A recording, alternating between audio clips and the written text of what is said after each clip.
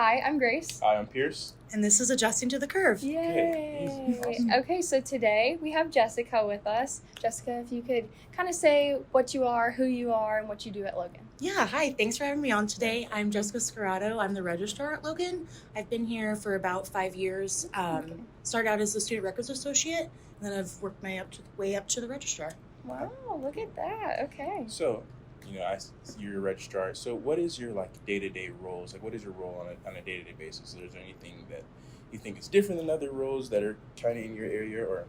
So, the Registrar's office, the academic calendar really dictates what we do and when we do.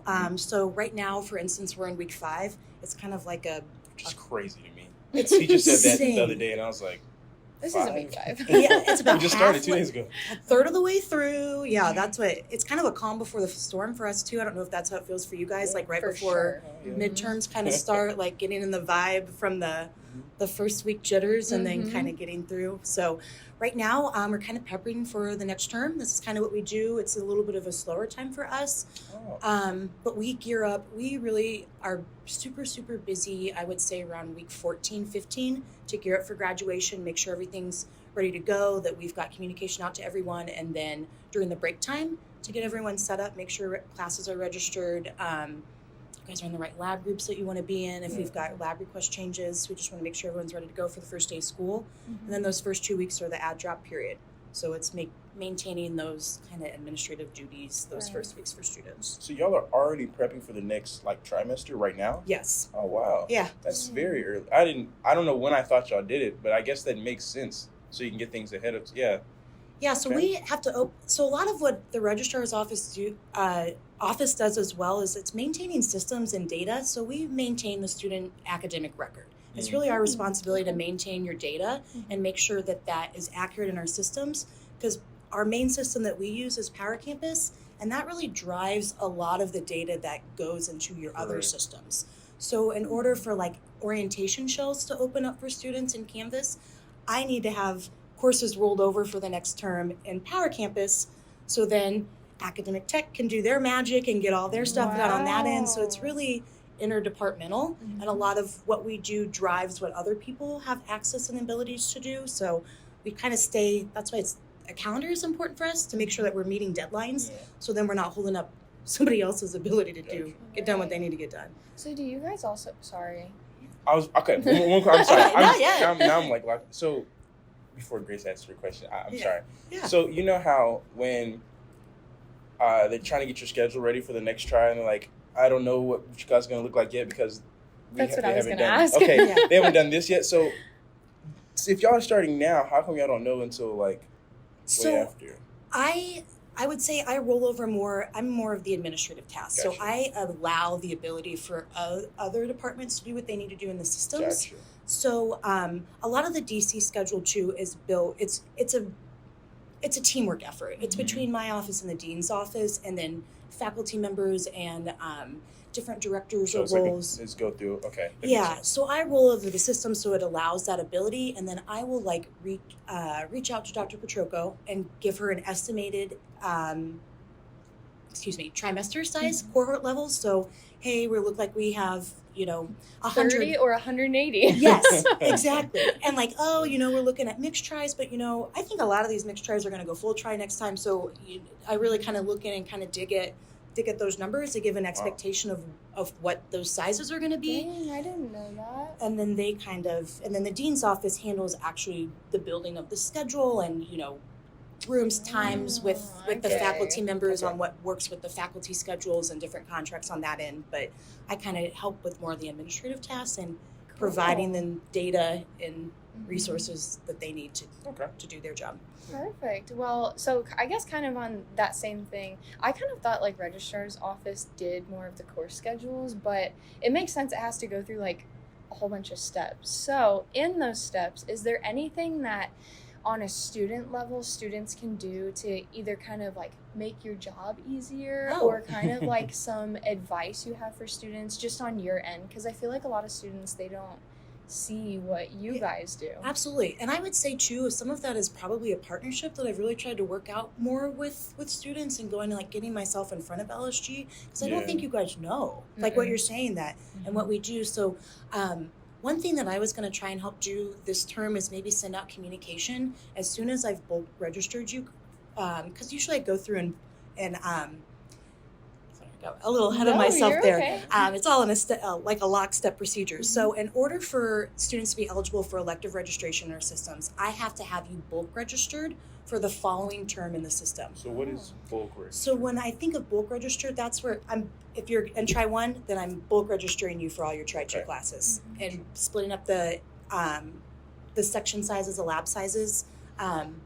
So one thing that I think would help me is, but I don't want it to make it sound like it's not being done. I just don't think that students know how. And we could improve our communication that to let you guys know that the schedule is live in there so you can see it. And then if you want to make lab request changes, because there's typically I know I've done that the last 2 trimesters actually. I've had to either change lab groups or they like overlapped me lab groups, I guess. Yes. And I Yeah. think that a lot of students I know or a lot of my friends, they don't know really who to go to for that, which I think kind of makes it hard for everybody because there's just like a lot of different people here. So Yeah. if you're not Yes. very like well versed in who you're talking to, you don't really know who to go to or what to do. 100%. It's Yeah. also going from Tri 1 to Tri 2. It's at that point your brain's like, okay, you guys got it. Mhm. Yeah. Instead of being like looking at my schedule and saying, okay, can we move this, or whatever. But I think a lot of it's kind of just it's out of my hands. So why would I say something about it too? So a lot of it you can. That's what's something too. Like there are a lot of people here to help, and I think it's just now getting comfortable. Like I'm nervous but excited that you asked me to be here because I want people students to be more comfortable to come and ask us for questions sure. to know what we can do to help. So that's one thing. Like lab request changes. I don't think a lot of you know when that is even information's been available for you. Like when I've done that, so you don't know that that's live for you in self-serve or maybe. The Canvas shells don't open for you, but you should be able to see your schedule in self-serve as soon as I bulk register you for you the next term. To be maybe proactive about asking for changes during that time, usually have it done around week 10, so between 10 and 15. Oh wow! Wow, I did not know that. Yeah. So Oh, I have you guys registered last term.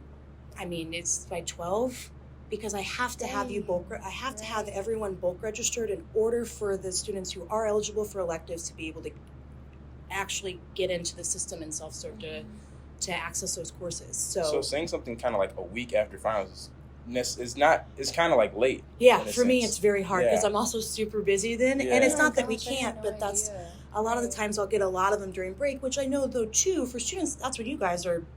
That's when you are so busy during the term, and if you don't know because I didn't communicate with you that change was up there and available for you, so I think that's as I'm going in this position and hearing more feedback from students, it's like, oh well, I could do this Yeah, to I help with really- that if. I had no idea. Like I know last try I had some problems with the classes overlapping and things, and I actually was told to reach out to you and ask you about some classes. They ended up being full, but I never would have known to like go to you, and I also had no idea that they were released that early. Yeah. So I think if students can start looking like even well before finals of that try that they're in, I could see how that would help you and like everybody tremendously. Typically, I have you guys bulk scheduled prior to the DC schedule even before it's live for you Oh to my see. gosh, I So had once no that idea. goes live, you should be wild. able to log into self-serve that day, and you should already be able to see what lab group that you're broken into to know then, hey, okay, and I want to make it, I can't accommodate everyone. So that's some of the Right. time too, That's like fair. if you get me in week 10, I can do that. Sometimes if it's week 1 even, then I'm like, oh, now we've had so many Some more other people mixed say, tries or yeah. what, or however that sure. full back into the Right. class that I don't have wiggle room anymore to move things around. Because I also found out, like, I mean, I guess with scheduling, same thing with scholarships. A lot of scholarships close, like, it feels like the second week of school, but a lot of times they open a lot earlier, Yeah, like at the end of the someone trial. was talking to me about that the other I day. did not know that. See, I didn't know that either. I'm not as well versed in the scholarship Yeah. realm as And world so, is. like, even like this podcast, we learned so many things like that. So, I think it's probably a miscommunication of us not reading our emails, and then For sure you that. know, because we get so many emails from teachers from the third floor. It's just things like that. So, yeah, that's very, very interesting. So, thank you for coming on today. I really do Absolutely. appreciate you. Yeah. Wow. If y'all ever need anything with your courses, reach out to Please. Jessica or really talk to anybody, and I'm sure they'll get you to her. So thank Yeah. you so much for being on. No, We thank you. I appreciate it, you guys. Thank you guys for tuning in to another episode. It's been helpful once again, and I hope you guys get into more episodes. We'll see you next time. Bye.